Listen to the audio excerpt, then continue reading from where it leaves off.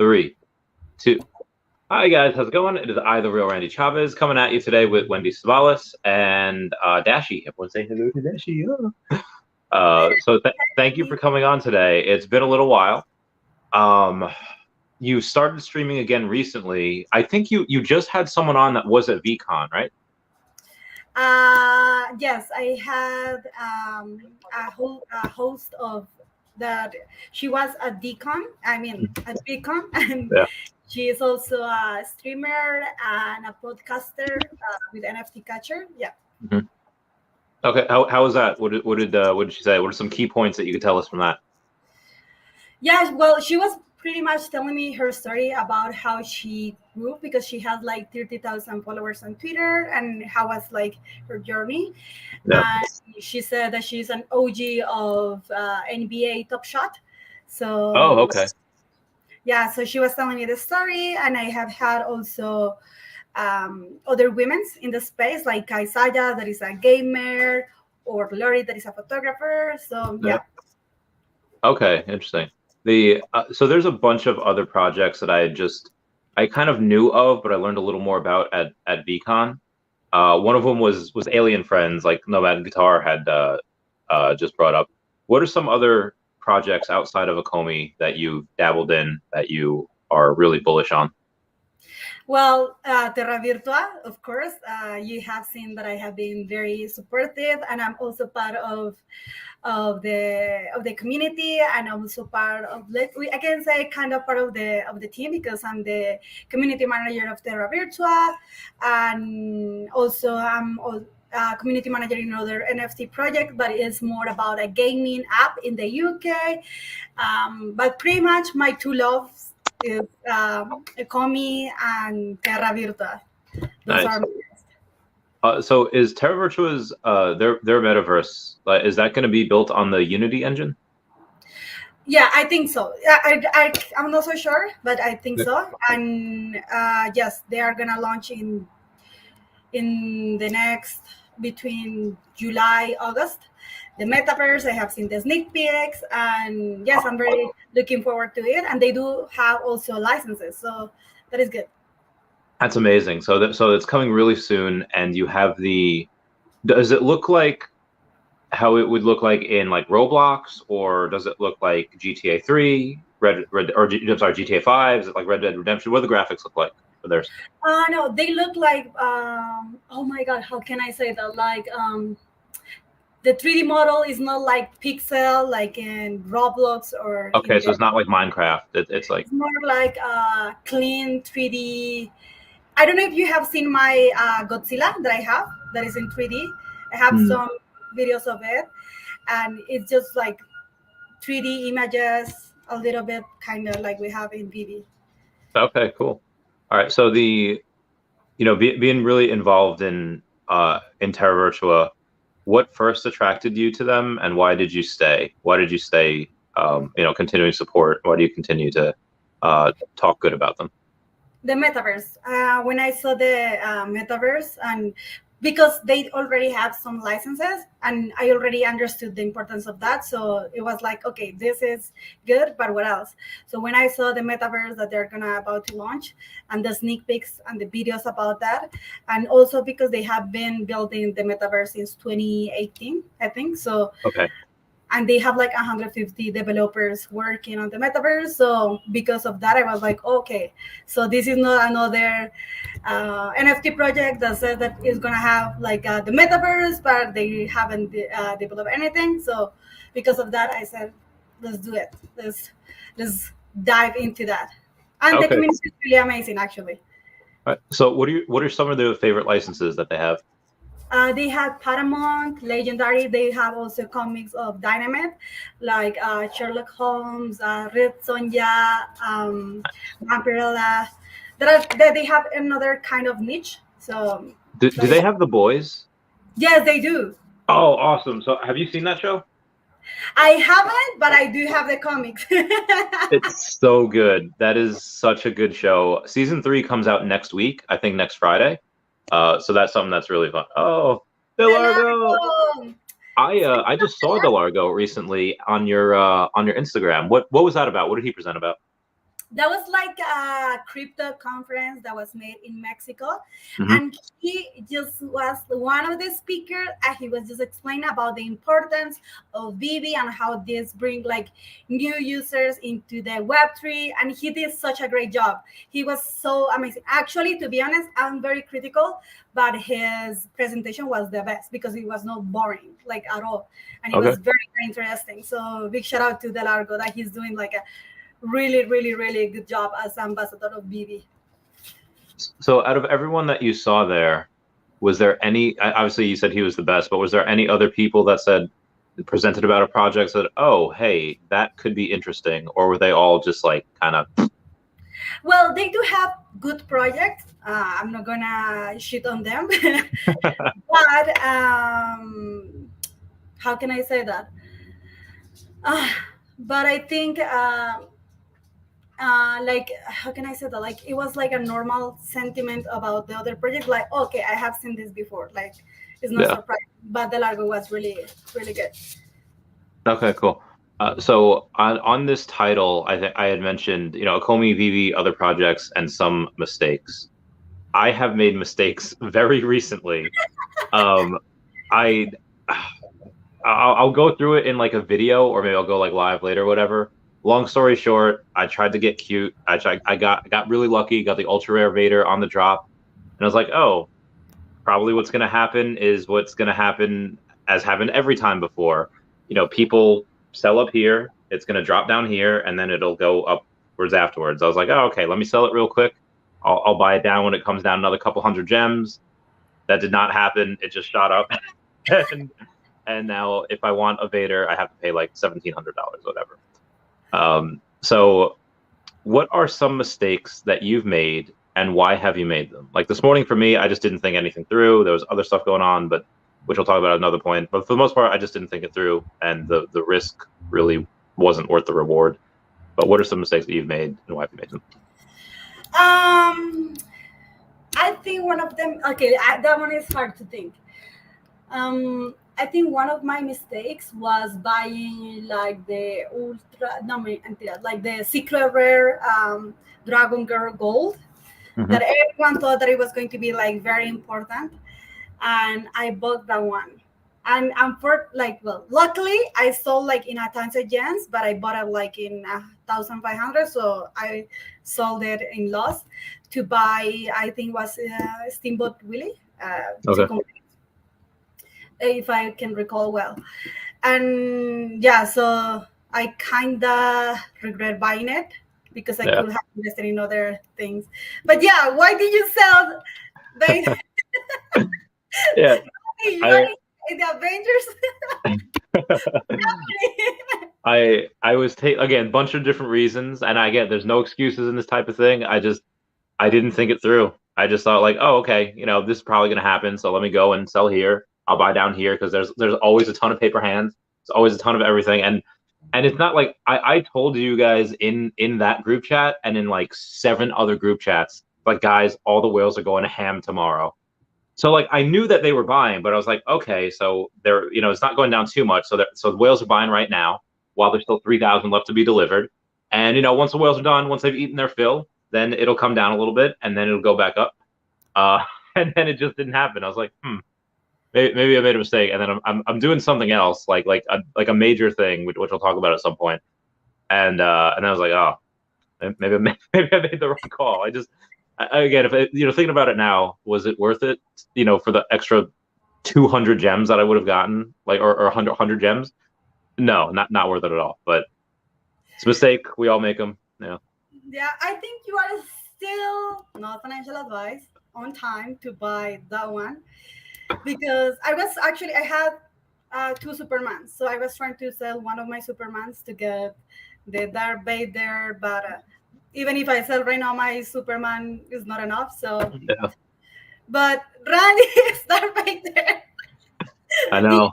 At least the lightsabers. Yeah, I got all the lightsabers. Yeah. Oh, okay. Well, at least.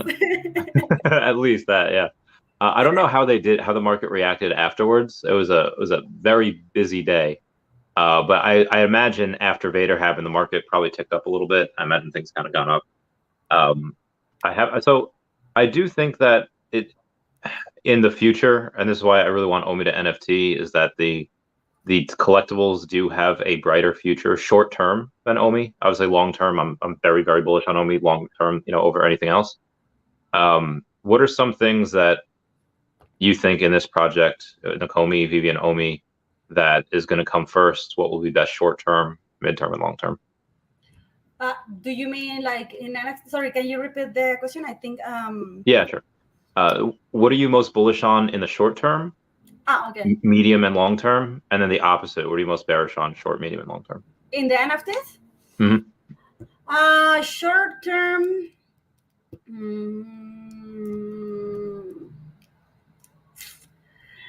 Well, I will go to the Mickey kind of drops. Like, for example, the lenticulars. They're not my favorite ones, but they are right now very cheap, and they are interesting. So I think short term might be good. No, more like middle term. Maybe short term might be good to stack comments in the comics and then sell them, because before I didn't understand the importance of stacking like really cheap comments. Yeah. So after I did some mistakes, like not buying more Spider-Man's comments, I realized that in short term it's really good idea to invest in those that people is hype, like Darth Vader, for example. So that kind of NFTs, and also like all the first appearances. I'm bullish on them, like in short and long term, depending on the strategy that you have. For me, I try to just hold the ones that I love the most, and I believe, like for example, Superman, Thor. What else? I wish I had Walt, but I don't. No. So I missed that train. I guess I also missed the train of Darth Vader. No. I think first appearances. Yeah, first appearances are really good. During the big downturn, have you stacked anything? Like yesterday, me and a bunch of people were stacking the secret rare alligator Lokis. We now have actually more, than 23% of the secret rare alligator Lokis locked up. That does include the 40 that they kept, 1 through 40. Do you know if, because on each one it's different. Like sometimes, like for the secret rare Spider-Man, I think they kept 90. For different ones, they'll keep like 50 or 70 or whatever. Do you know how much they kept of that particular drop? I think I'm having a little bit of problem. Let me fix a little bit my audio because I cannot hear you well. So yeah, I want to hear you better. Give me 1 second. Sorry, guys. Sure. Keep going through these comments. What's up? What's up, everybody?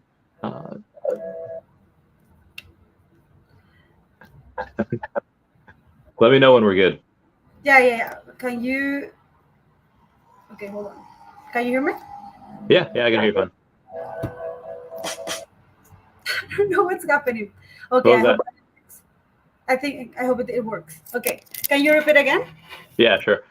So me and a bunch of whales, we actually have 23% of the alligator Lokis, the secret rare. That does include the 40 that they kept, 1 through 40, but with each drop, they always keep additional ones. Do you know how much they kept on that drop or where we could find that information? Oh, okay. We have spoke about this. I don't know, but I was wondering how do they, for example, when they're doing the giveaways, they never give like low mints, like less than 40. So I guess that they have some other collectibles for giveaways and all of that. But no idea, to be honest. Maybe I guess they have to gather for each drop at least some collectibles to doing giveaways and all of that, and not give them like the really low mint, because that doesn't make sense. Yeah, I mean, even if they kept another 8, let's say 8, so we would have 24%. But usually they keep a little bit more than that. But so for something that's such a small mint run, that's what I was wondering, that they might have kept it really small. But were you stacking anything, on the dip? Not that much. I try to go for comics. Mm-hmm. I think the only thing that I stacked was the Star Wars, but I'm gonna show you my super stacking. Ooh, okay. All right. So I'm glad you stacked Star Wars. That's really good. I think the one that I have the most is Marvel Comics #1. That can you see? Yeah. How much? How much? I have 8. Oh, okay. Good. Nice. Not that much, but Yeah. yeah. And the one that I was second, it was this one. But it's only 3. Okay. But I think that's the only thing. And also the Spider-Man. Yeah, I see that one. Okay. Did you happen to get any of the America Chavez's, like the Vengeance #1? Yeah, so I love. I mean, actually, funny story. I never read any comics because I only invest on them. Mhm. But I watched the movie, right, of the Doctor Strange. Oh, and it's so good. Love that movie. Me too, and I love America Chavez, so I bought it, and I'm actually reading the comic, and it's the first Nice. time that I'm reading a comic because I'm not a big fan. Oh, so you haven't read any of these? What do you say? You haven't read any of the comics that you bought? No. Oh, they're so good. It's hard because I like more like books. So I have here my collection of books, and I prefer like no pictures because I don't know, I get distracted really easy with the pictures. But with the comics, with this one especially, I want to learn more about America Chavez. So yeah, that she was always fun. She's a very recent character, made in like the last 10 years, give or take. But yeah, she's a lot of fun. She'll be a big part of the MCU. She'll be a big part of the Young Avengers, and I think because she's like so young and like a girl, she might have something to do with the like the pet Avengers as well, be like their caretaker or something. Because she has otherworldly or other universe knowledge that nobody else really has. Like, oh, this creature, I've seen him before, that type of deal. Yeah, actually, Sleeping Comics and also Comics and Crypto, they have taught me that the importance of American Chavez, especially, well, both of them. So big shout out to them because they are who teach me about who is good, who is not. Because from my side, well, my brother is also a comic collector, and when he's not around, I just go. Yeah, they're great. They're like the best people to have like in your corner. Just so thankful that you have like this wealth of information from them. Yeah, that's true. What type of books are you reading nowadays? You said you had a lot of books in your room. Yeah, right now I am reading one. Okay, I'm finishing this one. Well, actually, I have it here. It's about stories, but Latin American small stories. So my favorite author is called Julio Cortázar, and I'm reading that book right now. But it's more literature. How do you say? Like literatura. Like autobiography? No. Like fiction? Literature. Oh, okay. So, what attracts you to books? What are the stories you like to read? I like fantasy. I mean, like Lord of the Rings, like. Yes, I'm really big fan of Harry Potter. So all the words about fantasy, fiction, and all of that, I'm really big fan of it. But also about poetry. So combination of both, I really like. And there is a genre of in the Spanish books that is called realismo mágico. It's kind of like magic realism. That is a combination between like reality with fantastic element. So they combine both. So it's not like fantasy, but it's more like reality with fantasy a little bit. So that's the kind of books that I like, fantasy, something that is different about the real life. So do you like the movie Encanto, where it's like a magic kingdom? Actually, Encanto is based on Colombia, and it has a lot of elements about a writer. I don't know if you know Gabriel Garcia Marquez. I don't think so, no. Tell me about her. He is the most famous writer in Colombia. So he actually is part of this kind of book that I'm telling you, that it combines like fantasy with reality. Realismo mágico is the word in Spanish, but I don't know how to translate that. Okay. So that movie is based a little bit in those elements that this writer makes. So the combination between reality and like the magic or something like that. Okay. So you like stuff that's it's. I mean, it was a story. It was a very self-contained story, where you have the one thing that I forget who did a video on it. They're saying like because the island is so small and the people there's only a certain amount of them, that after a while there might be a decent amount of inbreeding going on. I don't think it's anything that they addressed. I was like, oh my god. When reading fantasy, what keeps you in there? What keeps you in the magic, and what keeps you from saying like, oh, this isn't real? I think what I like about magic and fantasy is that reality is a little bit boring sometimes. Yeah. So when you read, you are like pretty much in that world. So possibilities are endless. So for me, that is very important to see that I'm in another reality, to see that there is something different, So that makes me happy. Like to know that there are another world, another universe, even if it's in the books, that makes me happy. Because the reality sometimes is a little bit depressive. So I prefer to see something every now and then. So does that worry you with the way technology is going with Web3 and the Metaverse, that we're going to, and I've done this before, where like I take my Oculus Quest off or the HT Vive or whatever, and I was just launching slingshots in this giant warehouse, exploding things, and it was heckin' awesome. I take it off, I go back to real life. Oh, this isn't as good. Does that worry you at all, that people might find virtual reality a bit more appealing than real life? I mean, yes, of course, there is a little bit of. I'm worried about people losing, like the sense of reality and thinking that only the virtual is the only reality in some sense. But I think that is something that we cannot avoid, in the sense of that depends on everyone, that you educate yourself to know to have a balance. Yeah. So having a balance is very important, because even us, that we are all the time, even is streaming or on Twitter or on Discord or whatever, is a little bit demanding. So I guess I have to learn to have my balance. Like, okay, there is a world outside that I have to go and see, and because I know that it can be how do you say, addictive, a little bit, like a lot of addiction. Yeah. So it's better to have this balance, but I think depends on people, and I'm not against it at all. So you had mentioned you had worked or had studied, I think it was psychology or brain chemistry, or one of the two, right? Well, the word is pedagogy, but I don't know if people know. It's about education. Okay. So pretty much I can teach to future teachers in university, and I also work like in the research part of education.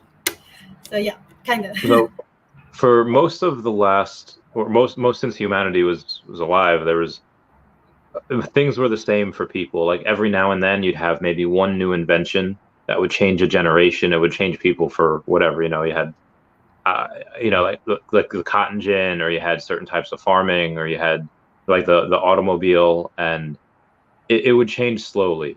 But now things are changing extraordinarily quickly, and which is hypothesized that people's brains are now developing differently. Like someone born 20 years ago has a completely different brain than someone that was born 50 years ago, because since they were born, they've interacted with technology, and they've had like kids don't even know how to hang up normal phones anymore. Like, where's the button? What do you think is a consequence of this in the future? Well, you were asking about the part that I know about neuroscience. Now I understand what you meant. Well, more than the human brain has changed, is more about how it adapts to the conditions. And with the technology, we have a lot of how do you say that in English? Like, sorry, Randy, that word is a little bit hard. But pretty much that we have a lot of stimulus. Like, if someone knows the word stimulus in English, help me, because I don't know what is the word in English. But pretty much it's like, for example, likes on a picture, like notification, and all of that. That changes the way how the brain thinks and see. It hits you with that serotonin. Hits you with that. Yeah, exactly. It depends. it actually is very connected with serotonin and all of these chemicals that gives you like the sense of joy or addiction or depending on what you're doing.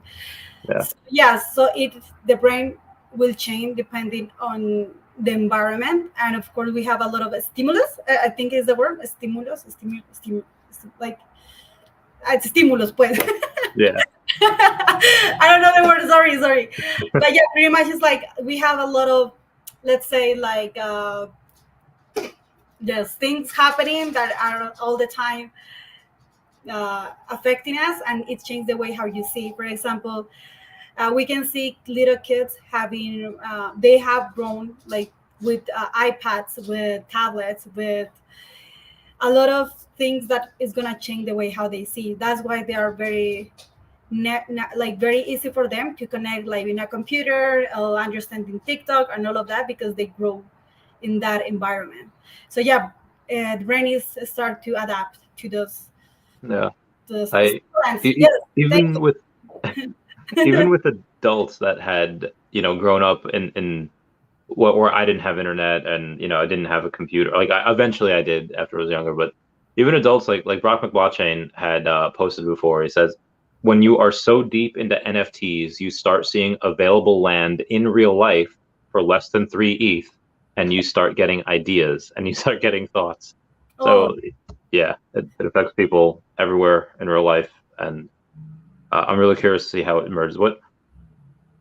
What company are you most excited for their metaverse to develop? Is it Disney? Is it someone like CVS filed for their metaverse, which is absolutely ridiculous? Is it going to be Microsoft, Sony? Which company do you think is going to wow us the most? I think Disney has a lot of good universe that they can develop, but also, for example, worlds like Harry Potter um, or the Lord of the Rings metaverse or something like that. That is gonna be very game changer because, for example, with Harry Potter, everyone wanted to go to Hogwarts. So Yeah, imagine having the opportunity now of having your VR and actually living in that reality. I bet that a lot of people will fall into that. So I'm more excited about the universes that involves that kind of yes of reality. Like, is correct to say like alternate reality, like another reality, like at the same yeah, time. So for me, like for example, Harry Potter, Star Wars, The Lord of the Rings, Narnia, and all of these kind of universes that we can just that we were just before dreaming about it. Like, yeah. oh my God, I want to go to Hogwarts. I want to go to, I don't know, like in all these galaxies and all of that. That is what I think. Um, I'm very bullish on that. Well, what house would you be sorted into? Or what? I guess there's two different things. What house would you want to be, and what house would you be sorted into? In Harry Potter? Yeah. Okay, that's a funny, sad story. Okay. Because I have done the test in Pottermore like a lot of time, and it always sends me to Ravenclaw.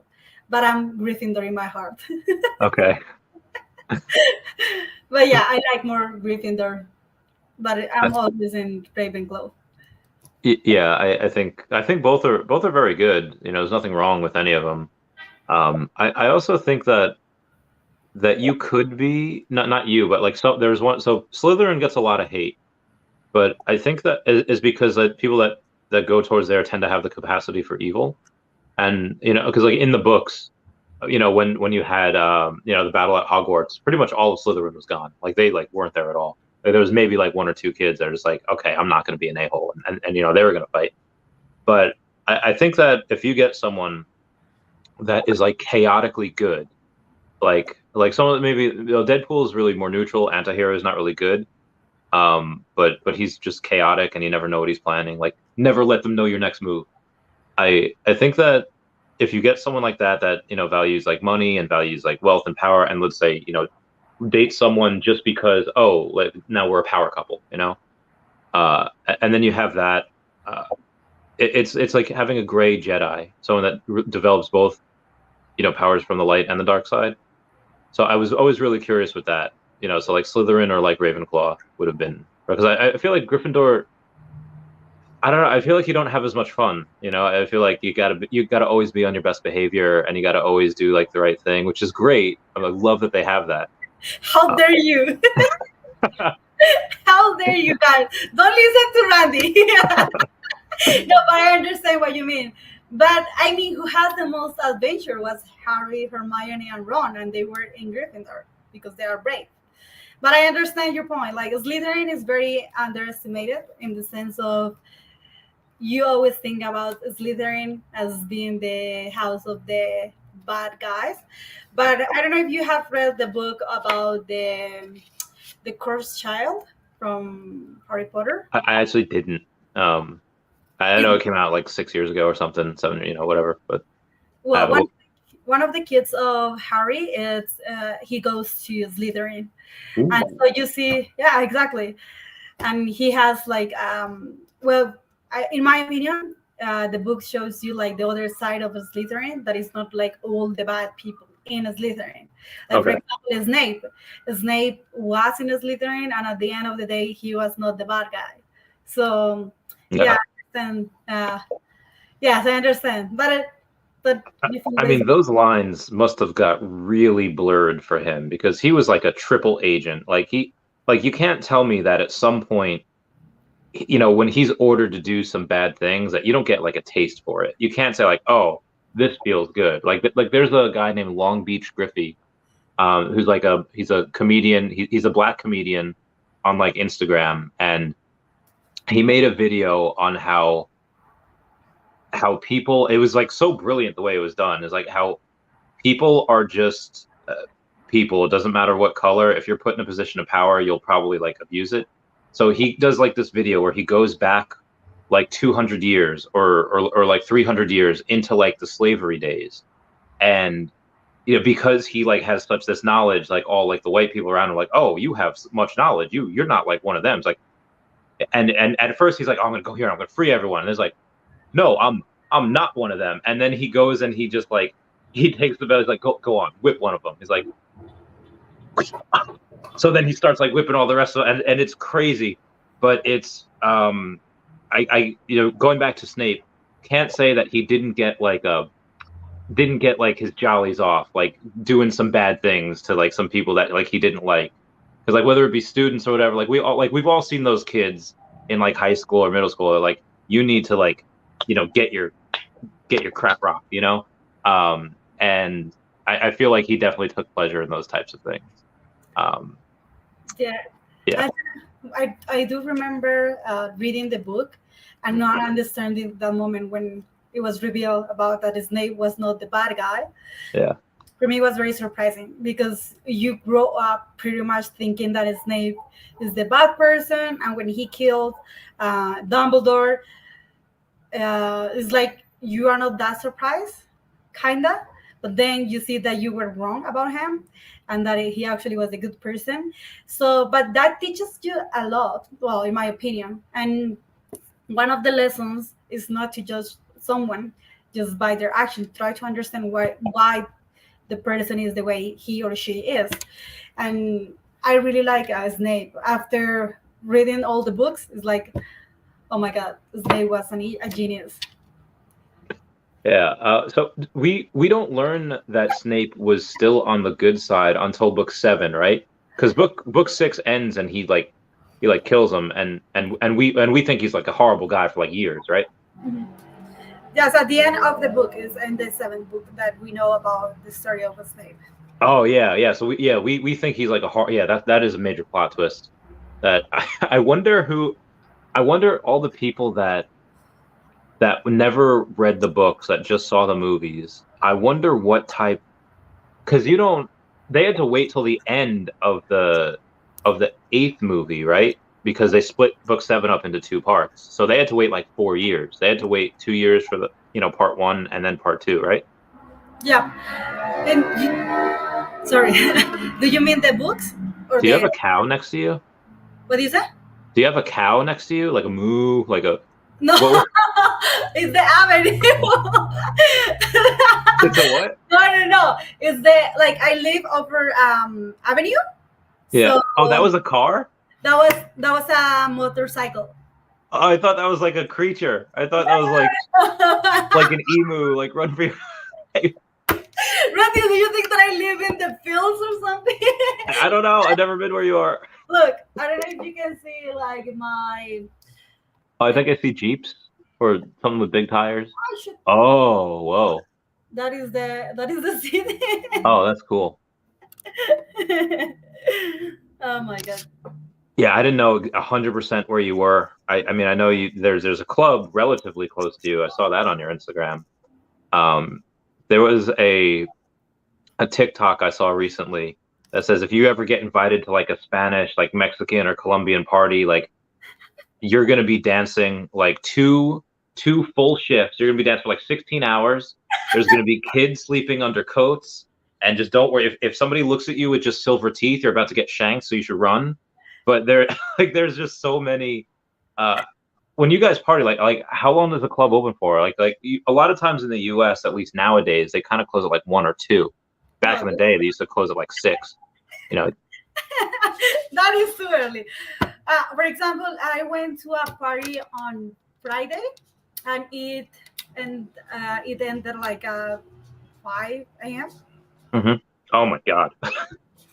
And then it was an after party, but I'm too old, so I didn't go to that one because. Wait, so what time did you get at the club? We finished like at 5 a.m., 4 or 5 a.m. kind of. But what time did you get there? Like at the night before? Like 11 p.m. Oh my god! So like by the time most people are chilling in bed, that's when you go out dancing for 5. And there was an after party after that.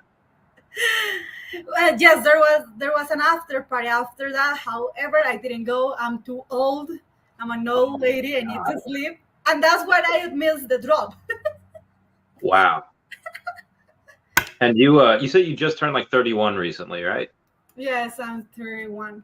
Yeah, same age, same. Like it's such a different feel from like 10 years ago, even like 5 years ago. Like 6 years ago, I was still military. I was still jacked AF, and now it's like. I get winded like going up some stairs. Like, oh my god.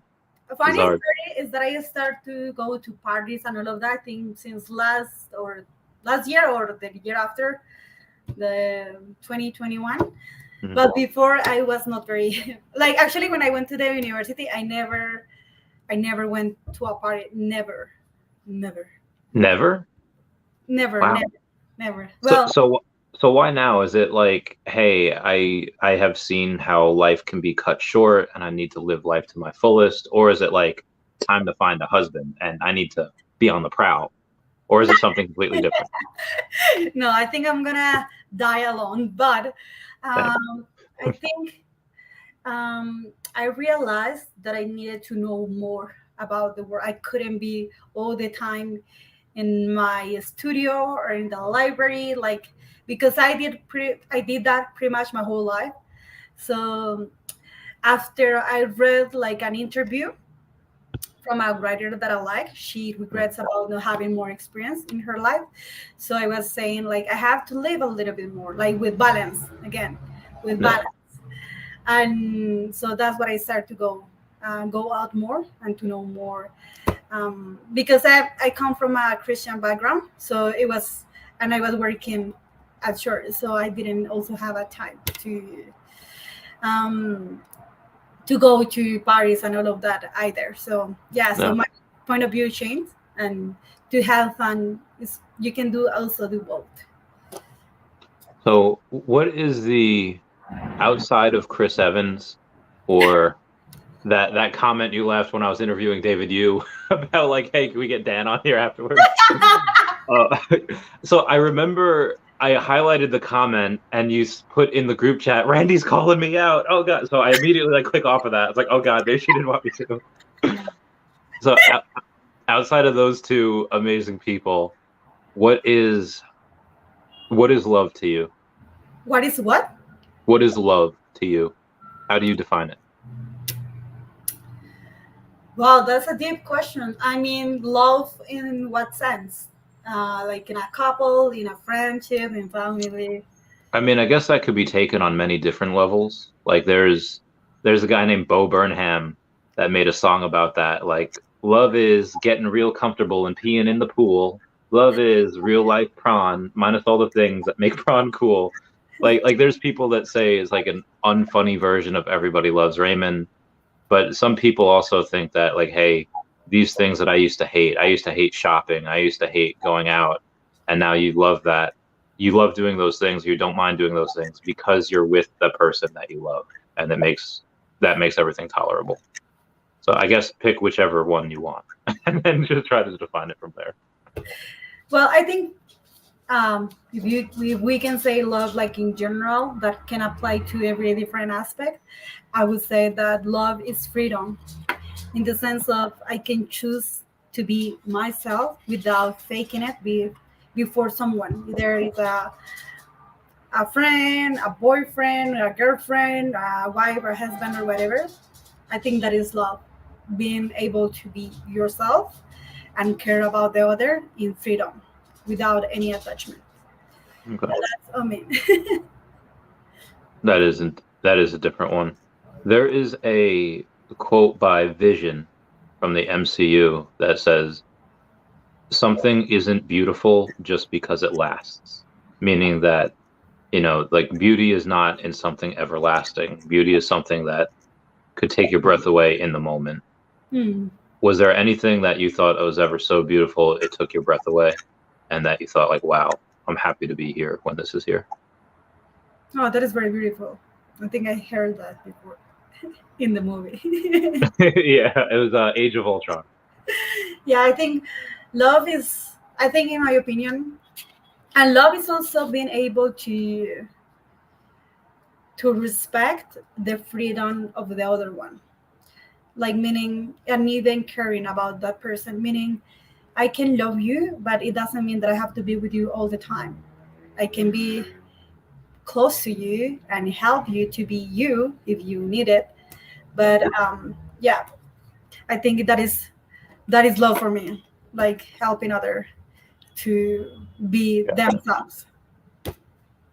So there's a bunch of fireworks going on out here.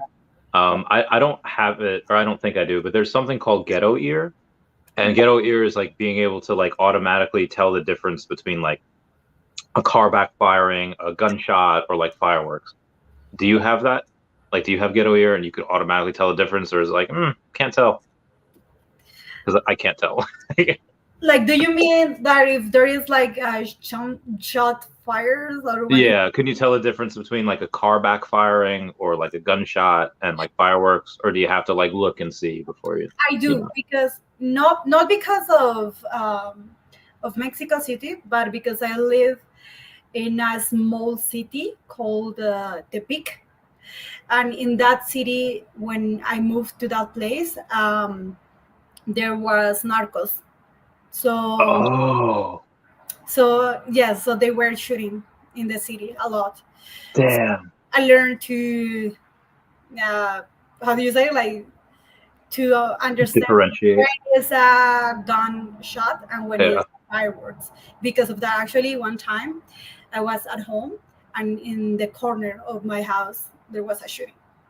Damn. Like, sneaky. Did you look? Yeah, that was very scary. Oh. But it's funny. This is a sad, but you get used to it. So I could imagine like being like your brother or someone that like okay, everyone get down, get in the tub, and you're just like, oh, and then him trying to like say like no. Oh my god, that's insane.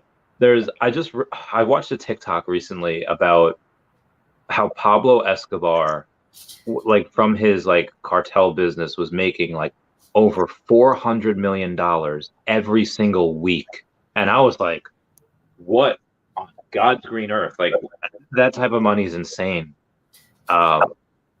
What is something that you would do if you had that type of money? well, first of all, I hate that man because he did terrible things in my country. Yeah. So if the money comes clean, let's think that the money comes clean. If I will have that amount of money, well, 10% I will give to charity, because I try to follow the principle of giving from Christianity. Mm-hmm. and the other to, I would say, like 20% to invest in stocks, 40% in crypto, and the rest I will buy like a house, pay my mom's debt, or Yeah. and just something like that. Okay. So that's good. Any toys that you would get? You're like, I'm gonna get this amazing car. I'm gonna buy a plane. Um, I will travel all the time. I'm Yeah. not. I don't know how to drive, so I'm not like a big fan of Oh. cars. Like I don't know how to drive. I Okay. So that came out of like, is that like people in New York City tend to not know how to drive because there's a lot of like they don't need to. They just go down to the grocery store and they walk back, or there's trains everywhere. Is that why you don't know, because you lived in like a city, or because it was like destitute, poor, and like nobody had cars? Okay, so this is a funny story, so don't laugh about me. Okay. I don't know how to drive because I have a fear of killing a dog. So I Oh, don't want to learn I because understand. I'm afraid of killing a little dog. So that's Oh, why I don't want to, like, I know that it's a silly fear, but it's true. So I try to, how can I say that? Yes, I have to overcome this fear. mhm. Yes, that is the reason why I have never, never, never, never Yeah. learned to drive. Yeah, I know that is silly, but I really love dogs, so I'm afraid of Oh that. no, I get it. Yeah, like my life's work is to like really try to help dogs, try to help whatever. Like so, or animals in general. So I was on TikTok again. I spent a lot of my free time on TikTok. There was Robert Irwin, Steve Irwin's kid. He was filming something in like a car. He was driving back. It's like, oh look, there's a snake over there. And like he first off, he was driving barefoot, which I don't know. They have laws against that in like New York at least. I don't know if they have laws against that in like Mexico. But he was driving barefoot. So everyone in the comments was like, yo, Robert's feet, which was like so disgusting. But then they were just like, hey, why are you driving without shoes? And but it was just so cool to see how he stops on like the side of it was at Australia Zoo. So he stops on the road and he's like, we're gonna put this guy in a bag and we're gonna take him to some place where he's gonna be nice and safe. And it was just like it was like to take me back to 20 years ago where you're just seeing Steve Irwin doing that, but it's just his kid now. It was so cool. Um, it was. Did you ever watch Steve Irwin, or do you know? Oh, No, the Crocodile Hunter. They didn't. He wasn't a big superstar no, down there. no. I don't think so. You Oh yeah, he's a want to tell big. me more about it, but I don't know. Oh yeah, no, he's just a big conservation guy. He was just called the Crocodile Hunter, where he would take crocs or alligators out of this where people were developing land, or where he was where they were like in a space that they weren't supposed to be in. They were going to shoot him. He was like, no, no, no, don't shoot him. Let me and my team go in. And he would go and they would wrap around like the snout, and they would get on him. They'd put him in a box and they'd release him into like some different wetlands where the croc would like thrive and get little like croc babies or eggs or whatever. What is the name in English? Crocodile Hunter. Well, maybe I didn't identify by the name in English. Maybe it's the Spe- guy that was killed, right? By an animal. yeah, that thing Okay, right. yeah, okay. That's what I was like. Who? Yeah. Okay, got it. Yeah. I know who that is. Yeah, but it's good. So there, like, inspiration sometimes comes from like the most unlikeliest places. Mhm. Where are sometimes where you got really inspired? Who was it by? Was it from something like, was it a book? Was it a little ant that refused to give up, trying to carry back a crumb of a cookie? What was it? I think. Well, when I'm writing, because I write, is when I'm depressive. I don't know why, because my Yeah. feelings are like at the top. But besides that, for example, for creating content, is when I feel connected with community. Hmm. So my communities where I am part of right now, like they inspire me a lot. Like Terra Virtua community, the good people in the Veve community, that inspire me a lot because they made me feel that I can teach something. And especially for people that is new, that they don't know about the space, that they're afraid about understanding about Web3 and all of that, that inspired me a lot to help them, yes, to understand better the space, try to connect with the people if I can, or explain things. That inspired me, like people that don't know and they want to know. I just want to teach them. Okay. Then so inspiration for you comes from helping other people. Yeah, a It's lot. not really. Yeah, Yeah. a lot. Actually. It's humans are so strange like that. Like there's so many people that are like that are selfish and only live for themselves, but there are a lot of others that be like, I don't care about my life. I'm living for these people and I'm living for that. Like even not even other people. It could be like their pets. It could be whatever. It's good to see that you're like that. That's really interesting.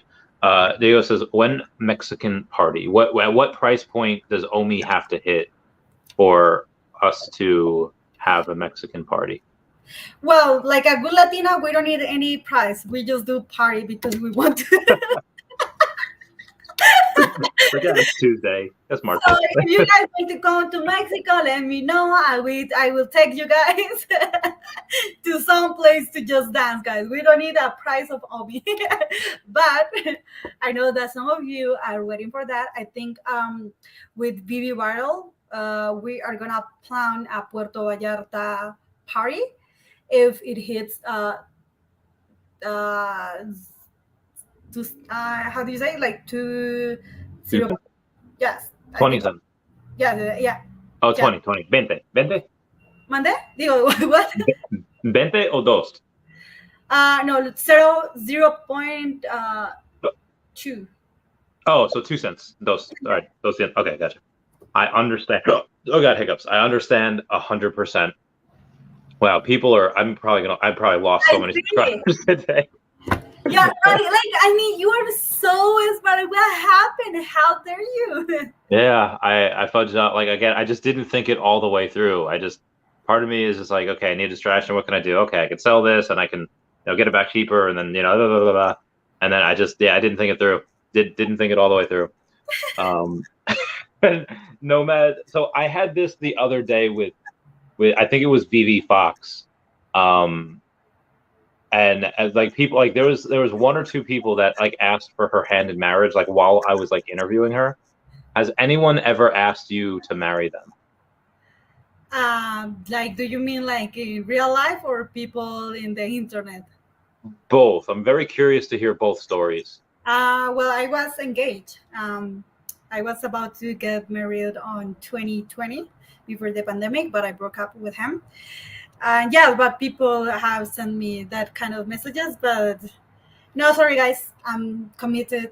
Wait, you can't just leave it at that. What are some of those messages like? Is it just like marry me, lol, or is it like, listen, Wendy, I am this person, and I think you're beautiful. I think we're really good together. I want to have a lot of kids, and I want to have like what is the messages like? I gotta know.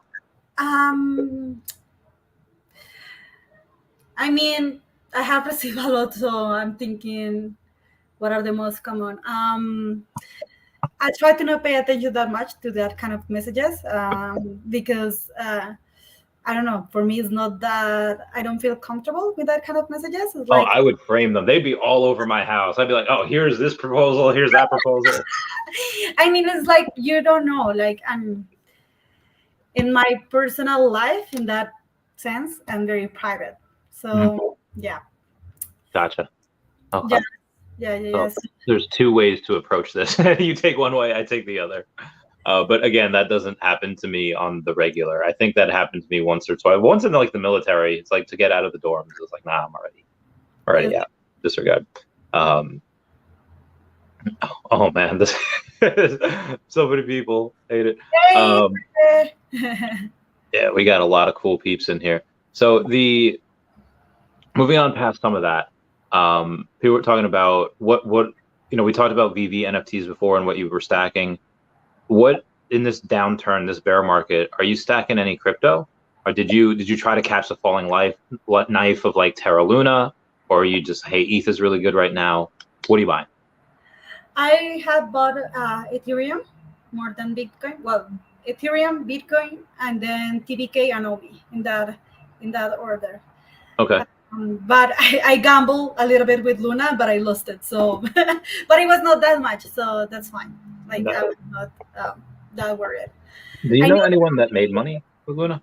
What do you say? No, Do you know? I actually buy Luna after the crash because people were gambling, kinda. Yeah, So I gambled a little bit and lost. yeah. Oh, Yeah, we love Gorlomi. Shout out to our homie here. oh, Um, the so a lot of people that I know that tried to catch a falling knife of Luna, they lost, but there was a couple of people that made like thousands or like five figures worth of money because and with not even putting that much because they actually caught the bottom, it shot up and the rest is history. Um, so good times there. Cabell says, I don't know if you see it. I think you're up there. Cabell just said, I made money with Luna. Yo, Cavell. That's funny because I lost my gambling. I'm the worst at gambling. Yeah, no, Cavell does a lot of interesting stuff. He makes a lot of really good calls like that. The biggest one that I was most surprised was recently with him saying that the Star Wars lightsabers won't sell out in like 15 minutes, and I was thinking about taking him on that bet too. I was like, maybe well, you know what, Foster already did it. I don't want to like move in there, but man, he was right for like 3 days. Like they like that. Are those even sold out yet? No, I don't think so. No, it's not actually. Oh my God, that's insane. And, For and me, it people was very they rolled it up. For Yeah. me, it's like you know that I try to be like I'm not that bad at predicting. Like my prediction are not that bad, but with the lightsaber, I was surprised a little bit. Yeah, I was very surprised. I mean, if you have, I mean, I guess now when you have Vader with his lightsaber, you don't really need, like to stack all the other ones. Oh, actually, no, they finally are officially sold out. They Oh, finally did sell out. Yeah, I would see people on like Facebook saying, "Hey guys, I rolled the dice, I got one, and I got a secret rare." I was like, "Oh, very nice." nice. I think I think really Vader kind of reinvigorated this market a little bit. And just take a look. Let's say Kylo Ren's. All right, Kylo Ren's up to 52. Luke Skywalker is 43. All right, so these are up a little bit from the other day. That means I love your accent, right? Yeah. Okay, very quiet. My Spanish isn't 100% as bad as I think it would be. I guess in Hawaii, in Kalaalulu, there's a lookout. Apparently, that's a really place of good beauty. I haven't really gone on vacation. Have you gone on vacation recently? Have you traveled? No. And are there any traveling plans you have in the future? No. I was thinking about attending the LA party Mhm. next week. I'm not so sure still. If by Yeah. any miracle I find like a really cheap flight, I might go, but I'm not so sure. And I'm attending. I'm going to Europe in September, Mhm. and I think after that I will go to Deacon in November in LA. Yeah, Sleeping. we love you, sleeping. Yeah, yeah, it'd be really hard to get a trip to LA like just for the day, and then you get a hotel there, and then you got to go like just for just like a 5 hour thing. Although that's just the official event, I'm sure there'll be an after party at that event as well. If I didn't just spend like a lot of money, like again, I got the alligator Loki yesterday, so I spent a little bit on that. If I didn't just put in a whole bunch of gems, I totally might have gone to this decon launch party. That'd be pretty great. I wanted to. I really wanted to go. To be honest, I was like hesitant because I know what happened in the past, and I was a little bit afraid of people attacking me. But at the end of the day, I don't have anything to hide. So yeah. But if my friends are not attending, like I don't see the point of going. So Yeah, I think the Omi homies are going. Taps and Dino Lang are going.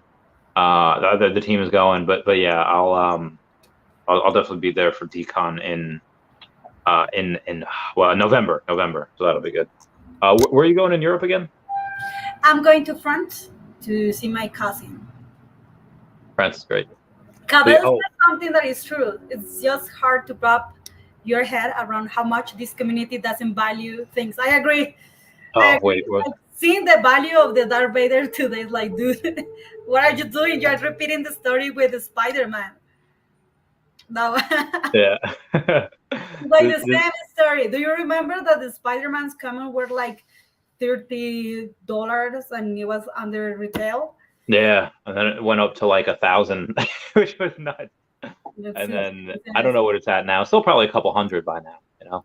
I think so. Well, at least Darth Vader did a little bit better than Yeah. Spider-Man. Yes, right now it's 125. Okay. I got mine for 88 gems. So thank you so much to the one. Nice. Yeah. Do you see? Nice. Yeah, I still have the common, uncommon, and the rare. Because I'm think common. It's great. Because so I fall asleep because I was tired because I'm an old lady, and I woke up at 40 minutes after the drop. Mm-hmm. It was like, oh my god! And I had my gems ready to. Wait, so you didn't set the alarm? So I put a reminder, not an alarm. Oh, that's where you messed up. And I put the don't disturb or something like that. Do not disturb, and the app. So I didn't hear the alarm. So yeah, damn. That's it's all good. I don't. So there's a difference. Like, did you consciously make that decision of like, hey, here's the reminder, and I'll just set that for myself, or is it like right next to that alarm button where you thought you were setting an alarm and then it didn't? What do you mean? Sorry, I didn't understand the question. Like, did you think you were setting the alarm, but you accidentally set the reminder instead, or did you consciously make that decision to be like, no, I'll be up just to remind me? I don't know what I did. In my mind, hi Phil. Oh my God, Phil! Big shout out to Phil because I met him at Deacon, and he gave me like a beautiful box of for like Japanese box that I still have. Oh, cool. It's been so cool to me. So big shout out to him and his family. Yeah. So what I was saying, okay, so yesterday when I put the alarm in my mind, in my brain, I put the alarm. Like the alarm. But what I did, in fact, was like putting a reminder. So yeah, that was the mistake. Cool. So you mentioned before that you did a little bit of betting. I think it was with Luna. People were talking about betting in the comments. What's a bet that you like, a risk that you took, a bet that really paid off for you? Buying the tot. I bought the 3,900 gems. Okay. Are you asking me that, right? Yeah. Okay. So you bought the tot at 3,900, and then it went to like 14 or something, and that was down. What is it now? It's like around 2,000 something. Oh, really? Yes, 2,000 something. Oh my God, that's so cheap. Yeah, yes, that's between 2,000 and 3,000. Yeah. Because I was about to sell my tot to buy the Darth Vader.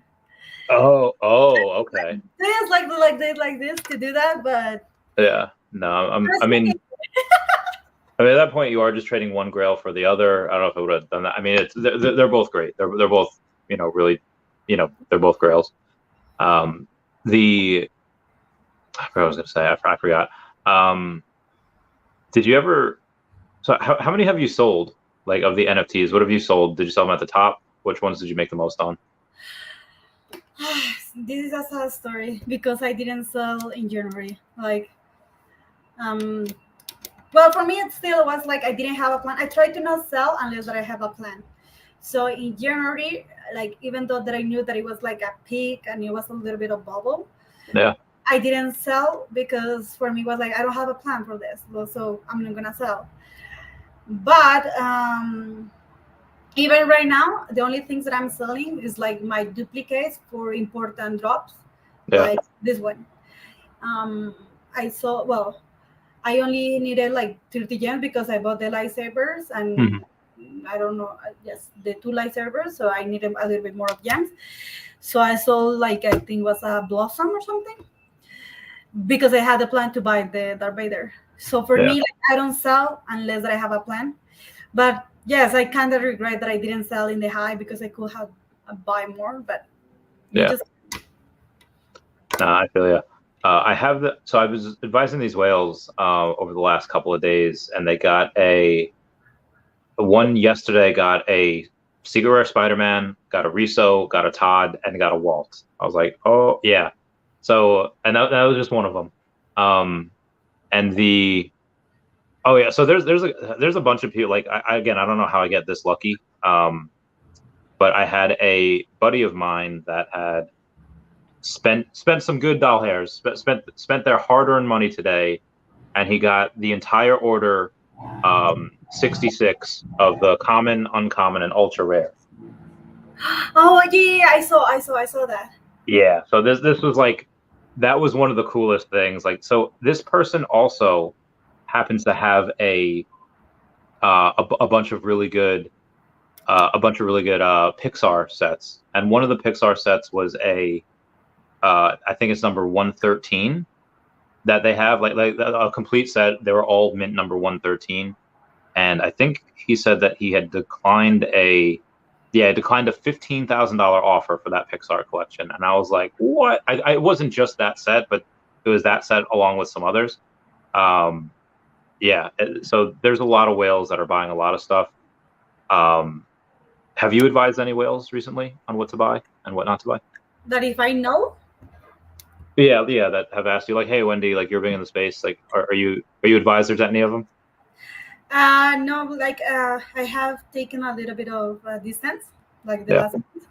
But I do know one whale, and he actually was stuck in the vibrator today. Okay, gotcha. I got another text from someone before that had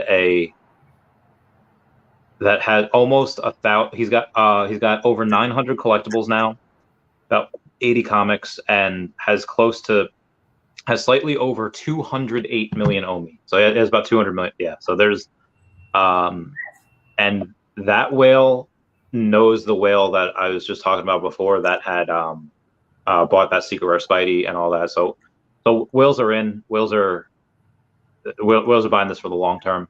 Do you know what CPF is? CP? CPF. So it's Charlie Papa Foxtrot. What they are is they're this company in Singapore that's like a multi-billion-dollar company, and what they do is people from Singapore, they like, I don't know anything about investment. You have a lot of money, take my money and like invest it for me. And what they do is they invest in like everything. They invest in like bonds and ETFs and Arya, whatever, but they also invest in NFTs. And it was after like Singapore had just gone and made NFTs a asset like 5 or 6 days ago, whatever. It was a pretty short time ago.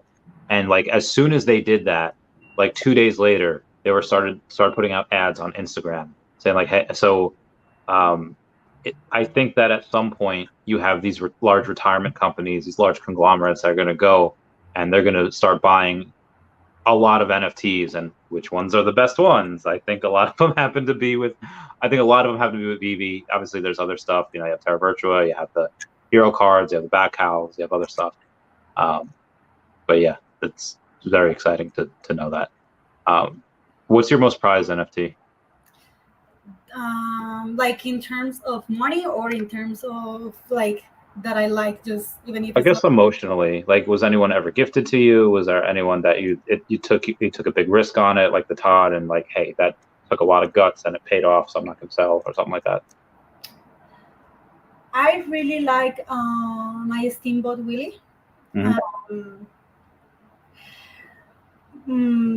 I don't know why I like that one a lot, but I also like a lot the Jermaine Rogers NFTs, like Lucky and the Dero and that collection. Like, I really like Jermaine Rogers, and when I interview him, I love them more because I met the artist. Yeah. And because he was like doing the NFTs for the Homies in Dreamland, which I was also a mode there. So I met the heart of the artist, and for me that is very important, to know the artist behind the collectible. So Lucky, even though that right now is very cheap, I really like Lucky because it was the first time that I bought like a really expensive collectible. And well, expensive for me, but I bought my Lucky, and I really love my Lucky. Okay, good. So Cavell has had a couple of predictions here that he's been right on, fairly recently. One of the other ones that he and I have had a lot of pushback on was the $10 OMI price prediction. You yourself have been extraordinarily efficient and accurate with your predictions, saying, I think Bitcoin go here, I think OMI goes here. What is your short-term predictions for OMI and Bitcoin? Do you see Bitcoin going below 25 and OMI going to 3 zeros, or do you think we've bottomed out? I have to see it right now. Let me do a quick check because I haven't checked the chart. Okay, you do that quick check, and I'll grab some of these more comments. 700 gems in my wallet. What's a good buy today? Just making it. Oh, wow. Yeah, that for 600. I think any golden moments are good. I think, obviously, well, you can't get that for that little. I would say comics, MC1, Fantastic Four #1, Fantastic Four #5. Those are all great. But yeah, I might want to listen to Cavell or Wendy on that one. Maybe not me so much anymore. I don't see why I don't see coin market Ecomi. Hold on. I don't know. Okay, there you go. Yeah. I see now. I mean, I don't know. I don't want to make these predictions. I prefer to do when we are in our chat because here's Cavell and the rest of the guys, and I don't want it to be like Wendy said this. He'll make like three 10-minute videos. That'd be great. She said blah blah blah. Dude, so there was a couple times where Cavell had gone and I'd made a couple of videos and Cavell had made like reaction videos to it. I was like, oh, this is kind of nice. People are talking about my videos. And then he started making reaction, he stopped doing reaction videos to mine and he started doing reaction videos like everyone else. Like, oh, he's not doing it to mine anymore. It's like, once he takes it away, it's like, feels bad. But I believe I'm expecting not financial advice, mm-hmm. especially with OMI, unless that we have like a major change or a big exchange that I don't think is gonna happen soon. I don't see it moving a lot mm-hmm. because we don't have anything to burn a lot, no. But in Bitcoin, yes, I saw Willow Kid. I do believe the same, that we are gonna drop a little bit more. Okay. Yeah, and with OMI, right now OMI is a little bit hard to read. Yeah, not a lot of volume. It's a little bit hard to read. It looked like a stablecoin right now. Yeah, I mean, again, there's not a ton of volume there. It's just all exactly a mess. Yes, I don't want to go. My prediction for OMI, so I don't want to make it public. But okay, sounds good. It's gonna be close to that. Yeah. And we have a big change, like a big announcement, or. I mean, there should be several big announcements over the next 6 months. The thing is that people is losing faith in the project, unfortunately. So a lot of people will remove a lot of investment. So that won't help. But long term, I think right now it's really cheap to buy OMI. Yeah, I think so too. This is a lot of, like I said, I had a buddy ask me like a month ago, almost like, hey, if you had an extra $400,000, what would you do? I was like, oh man, it's like, well, conservatively, because I know you're asking me for yourself. Conservatively, put like half in OMI and then or maybe 60% in OMI, like 25% in Ethereum, 15% in Bitcoin or something. Dude's been stacking a lot, and that's the dude that has like 200 million OMI now. So this is the thing that I see. We are repeating a cycle. We have seen this before. Like maybe we have new users that haven't been before in the last year. So we already had this dump that I don't know if you remember before Marble. We already had kind of price in OMI. Yeah, we're down at 0.0014. Yeah. Exactly. And actually, I remember the day before Marble, it was like 0012 around. Yeah. I do remember that price because the next day it went up. And also the collectibles were under retail. So people is freaked out right now because some of them are going under retail, but it was the same like months ago. So it's kind of, you understand the cycle, so you are not that worried. So, yeah. That's a fair point. What he said? Shout out to Cavell. He says he's going to start doing reaction videos again. The first one is talking about my major folly that I made with Vader. So that's good. I like that. That's whatever gets. What's up, Veve Darkling? How's it going? Hey. Yeah, good times. So what does that mean? He's asking, what are you buying now, or are you saving gems? Oh, okay.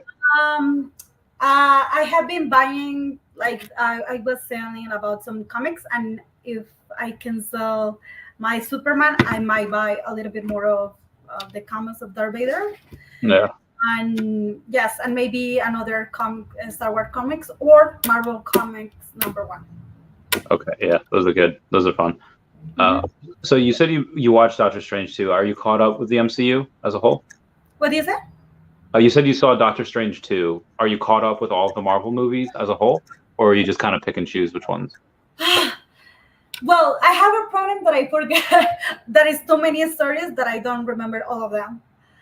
But yeah, I have seen all of them. I kind of know all the storylines because my brother is a comic collector, so he keeps me updated. But in my opinion, what I try to focus more when I invest is in first appearances and historical pieces that the value of the piece. For example, Steamboat Willie, I really like that one. Like, maybe it's not a first appearance, but I don't know why no one has realized that it has the music is the first licensed collectible that has license with the music and from this. So, and also it has like the 3D image of the Steamboat Willie. So people don't see the value of that. So for me, that is historical because of the 2D picture of the Steamboat Willie many years ago. So people don't value that much. Yeah. So I've invest in those. But yes, the price is not the best. People don't understand the value of them. But I focus on that. And Marvel Comics #1, the first comic of Marvel or Fantastic Four. I try to focus on the ones that are more secure. Bear markets are for recommendation. I agree. Yeah.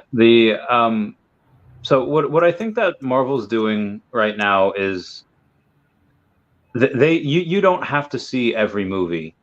Like, you can choose to just follow like a couple different storylines, very similar to the comics. Like, people that read comics, most likely they don't read every story. Like, every now and then there's a crossover episode, and there's a crossover story, but for the most part that's it. And I think that's what they're doing now, because if you're a new person coming into the Marvel, the MCU, and you're just like, this is a whole, like 30 movie undertaking that you have to see, it can be a little intimidating. But say if you only watch the Captain America movies or like the Iron Man movies, and so on and so forth, it gets a little easier. And do you know what? I have seen that Marvel is giving a lot of clues about what you are seeing in the future. So that is very easy to maybe. It's like Miles Morales, that no one value him. Yeah, but you can see the clues from them. So yeah. So there's paying attention to what they're doing. If there's a recommendation, Secret Wars from like 10 years ago. Jonathan Hickman's Secret Wars. Like, I think he has the Avengers and New Avengers. That whole storyline which is pretty much what they're leading up to, is the craziest, most insane storyline. Like, it is like Avengers Endgame times 10. It is Avengers Infinity War like times 5. It is so good, and that's what they're doing. And you'll have like the greatest time reading it, because it's filled with heartbreak, and it's filled with action, and it's filled with like puzzles, and then just pure awesomeness at the end, like pure epic, like golden level writing. Jonathan Hickman's Secret Wars. Yeah, that's some of the best that I can say. Is there any book recommendations you'd have for me? Yes, this one. Hold on. Okay. I have it here. So this book has helped me to get through it. But well, it's in Spanish, but it's the subtle art of hold on, giving a fuck. I think is the name in English. It's so good. Yes, the sub. How, I don't know, guys, if I pronounce well, but sorry. Is that the subtle art of not giving a fudge? Yes, an alternative. Oh, I've heard about that. I haven't read it, but I've heard about it. It's so good. Like, look, I have even my. Yeah. Yes, that book is really good because when you are like in a public space, of course you are exposing yourself. So for me, after what I went through, I didn't know how to handle. But now it's like you can change what people think about you. So you just have to keep going. Keep going. Yeah. No, agreed. There's a book called How to Bounce When Others Break, and that's really good as well. It just basically talks about, like your intestinal fortitude and be like, okay, we all get knocked down, we all get like thrown around a little bit, life puts us on our butt, but it's just, how to, just bounce. Well, and if you could do that, because not everyone makes it. Not, some people, they run into like, a really hard level on a video game or like, and they just give up and they never play it again. But if you keep going and, that come to a better end, better side. So I really like that. So we've been going for about almost an hour and a half. I'll wrap it up shortly in a little bit. What is we've gone over short-term stuff. What is your mid to long-term predictions for for at least Bitcoin? Like do you see us going into bull run only after the Bitcoin halving in 2024? Or do you think that because of the state of what the world will do after it bottoms out and we start to rally, because Bitcoin is so innovative and really untouched by governments, that we'll go to a bull run beforehand? I think one of the reason why Bitcoin might go up, it's unfortunately the work, because it makes a little bit easier to do transactions through crypto, and it can help people like in Ukraine that we can send donations to them, and it's not by the banks or anything like that, because of course it's decentralized. So that might help to go up the price. So I do believe, and I am expecting like a bull run, but then another crash. So another one this year, yeah. So of course, of course, it's gonna do that. Like I just said, it's kind of obvious, but I mean, like, not financial advice, but I believe that we are gonna start to see Bitcoin a little bit go up. But I would say so down short term and then up right after. Yeah, of course, in long term, Bitcoin will well. Yeah, I'm expecting like a big crash, like really bad. Okay. Yeah, so that's what I try to have. Like for me right now, my play is like not having even stable coins, bringing everything back to the bank. Yeah. A little bit, having some amount ready to buy another dip to go up. Yeah. Agreed. So what are your thoughts on MTL and when we might get it? I don't think we would get it until later this year. Some people saying like Q2, based on everything you've heard. And also, we haven't had a video yet, like a monthly update. Monthly update we usually get at the end of each month. It's already the 29th. So I'm curious if they're doing on this one. I mean, when it's about the MTL, I know that it doesn't depend on them. Like it depends. Well, I think I don't know. I don't know how that works, but I believe that depends on regulations and all of that. So yeah, I kind of understand why are there delays, but of course, I wish that they can just do it, unless they find another way. I don't know. Okay, gotcha. All right. So, anything else that you would like to say to everyone? Any advice? What you'd like to message to the world? That sounds very Supergirl. It does. Makes sense. I believe staying positive, even if there is bad time, there is a lot of fear, even if we are having, I know that people is hurt by this dump. So just don't lose the faith, keep going. If you have to take profit, don't feel bad about it. If you have to sell because you don't have another choice, do it. Look always for yourself and be positive. Forgive those who hurt you and forgive them, because everyone that hurts is people that has been hurt before. So try to be nice with them. Should I'd say long term, 100%. Long term, 100%. Like Vader will be a couple ETH at some point, and ETH will be like $5,000 at some point. So yeah, 100%. You know, Vader will be huge long term.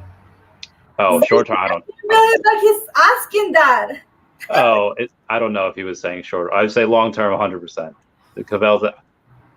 I mean, maybe he's top 5. I would say. You know, you got Secret Rare Spider-Man, then you got the Walt. No, I will. But then you got the Todd, which. Yeah, I don't know. I don't know. Maybe I would say definitely top 5. Definitely Vader. What do you think on that? Where do you rank him in the list of collectibles, not including comic? Yes, I agree with Cavell on that one. Yeah. They like both Spider-Man and Darth Vader. Yeah, that makes sense. All right, Wendy, thank you so much for joining. I'll just talk to you a little bit after we end. Everyone say bye-bye to Dashi. Bye-bye, Dashi. Thank you so much for joining. I love you all. Thank you all for the super chats. I love you. Goodbye. Bye.